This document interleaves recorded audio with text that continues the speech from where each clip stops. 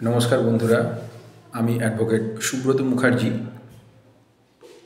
আজকে আমি আমার এই ইউটিউব চ্যানেলের মাধ্যমে বর্তমানে দুটো যে অপরাধ, যেটা বর্তমানে ইলেকট্রনিক্স মিডিয়ার যুগে খুব বহুল প্রচলিতভাবে শহর এবং গ্রামাঞ্চলে চলছে, আমাদের সমাজ জীবনে চলছে এবং সেটি বিশেষত মহিলাদের সঙ্গে চলছে, মহিলাদের বিরুদ্ধে চলছে।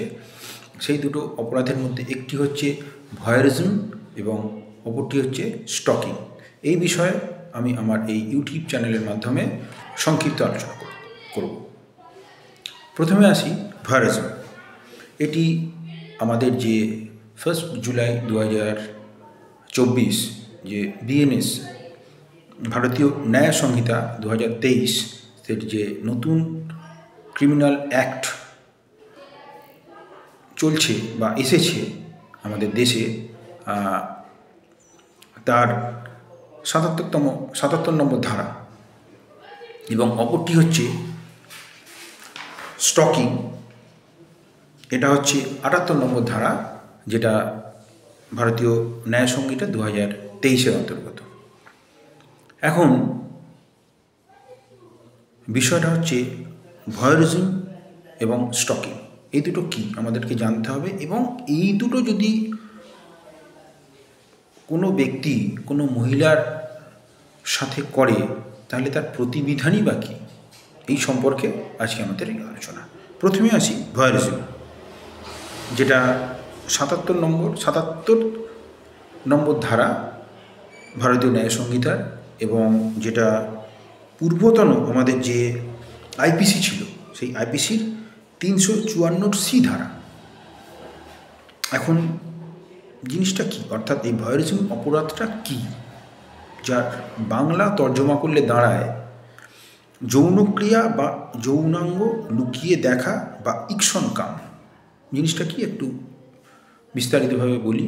অনেক সময় দেখা যায় মহিলারা কিছু গোপন কার্য, মানে ধরুন যেগুলো জনসমক্ষে করা যায় না, যেমন টয়লেট করা, স্নান করা, অন্তর্বাস পরে হয়তো কোনো বাথরুমে গেছেন বা যাচ্ছেন বা স্নান করছেন, এই ধরনের অবস্থায় বর্তমান ইলেকট্রনিক্স মিডিয়ার যুগে, অ্যান্ড্রয়েড ফোনের যুগে অনেক দুষ্টু লোক ওই ধরনের ফটো গোপনে তুলে রাখে বা ভিডিও করে তুলে রাখে গোপনে, এবং পরবর্তীকালে দেখা যায় সেই ফটো বা সেই ভিডিও মহিলাকে দেখিয়ে তার থেকে জোর করে টাকা আদায়ের একটা চেষ্টা করে, বা সেটা সমাজে অন্যান্য লোকের কাছে ছড়িয়ে দেওয়ার কথা ভাবে বা করে।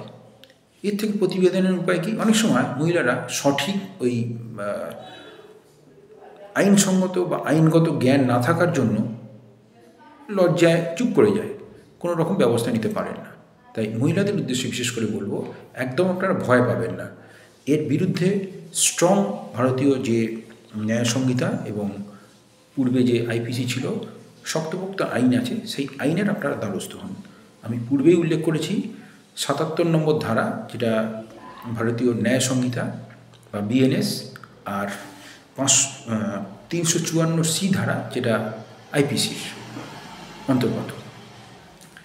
তো একদম স্ট্রেট কাট এই ধরনের যদি ঘটনা ঘটে, বিশেষ করে বোনেদের বা মায়েদের বলবো, যদি কেউ এই ধরনের ঘটনার সম্মুখীন হন, আপনাদেরকে হয়তো আপনারা কোনো সময় কোনো পাবলিক টয়লেটে গেছেন বা কোনো জায়গায় আপনারা স্নান করছেন বা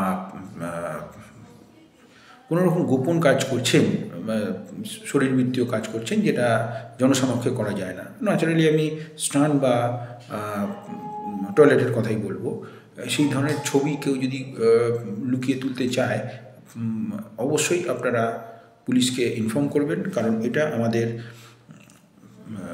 ভারতীয় ন্যায় সংহিতার আইন অনুযায়ী একটা শাস্তিযোগ্য অপরাধ, এবং এর শাস্তি 1 বছর থেকে মিনিমাম 1 বছর, এবং সেটি যদি কোর্ট মনে করে সেটা 3 বছর পর্যন্ত সেটা এক্সটেন্ড হতে পারে।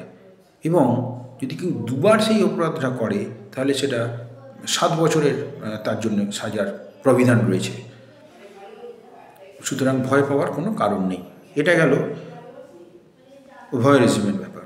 এরপরে আসছি স্টকিং। স্টকিংটা কি? স্টকিংটা হচ্ছে অনেক সময় দেখবেন মহিলাদের উত্ত্যক্ত করবার জন্য কিছু মানুষ, তারা মহিলারা হয়তো পছন্দ করছেন না, তো তাদেরকে ফোনে অহেতুক মেসেজ পাঠাচ্ছেন, অহেতুক মিস কল দিচ্ছেন, অহেতুক ফোন করছেন, বা কখনো কখনো তাদেরকে উত্ত্যক্ত করবার জন্য মেল করছেন। এখন তো বিভিন্ন ব্যবস্থা আছে, যেমন হোয়াটসঅ্যাপ ইত্যাদি ইত্যাদি করছেন, যেগুলো সংশ্লিষ্ট মহিলারা পছন্দ করছেন না। সেক্ষেত্রেও কিন্তু আমাদের ভারতীয় যে আইন ব্যবস্থা, তাতে কিন্তু সুন্দরভাবে সেটা প্রতিহত করবার জন্য আইন করা আছে। আমরা অনেক সময় কি হয়, সঠিক আমাদের আইনগতভাবে জ্ঞান না থাকার জন্য আমরা হয়তো এটার বিরুদ্ধে আমরা মুখ খুলতে পারি না, বা কোনো রকম কার্যকরী ব্যবস্থা গ্রহণ করতে পারি না, বা দ্বিধাগ্রস্ত বোধ করি, বা এই কথাটা কাউকে বলতেও পারি না। কিন্তু আপনাদের এক্ষেত্রেও কোনো রকম হেজিটেশনের দরকার নেই। ভারতীয় ন্যায় সংহিতা 2023-এর আইন অনুযায়ী আমাদের এই বিষয়ে 78 নম্বর ধারা আছে, যেটা পূর্বে আমাদের যে আইপিসি ছিল সেখানেও আমরা দেখেছি 354D ধারায় এর বিরুদ্ধে আইন ছিল। তো এই ধারা অনুযায়ী আপনারা, অর্থাৎ মহিলাদের বলছি, আপনারা কিন্তু প্রোটেকশান পাবেন, এবং এটা অবশ্যই শাস্তিযোগ্য অপরাধ। আপনারা তাই কোনো রকমভাবে এই ধরনের ঘটনার কেউ যদি সম্মুখীন হন, আপনারা অবশ্যই আপনারা পুলিশের কাছে যান, এবং পুলিশ সংশ্লিষ্ট ধারায় তাদের এগেনস্টে ব্যবস্থা নেবে, যারা এই ধরনের কুকীর্তি করছে বা করার চেষ্টা করছে।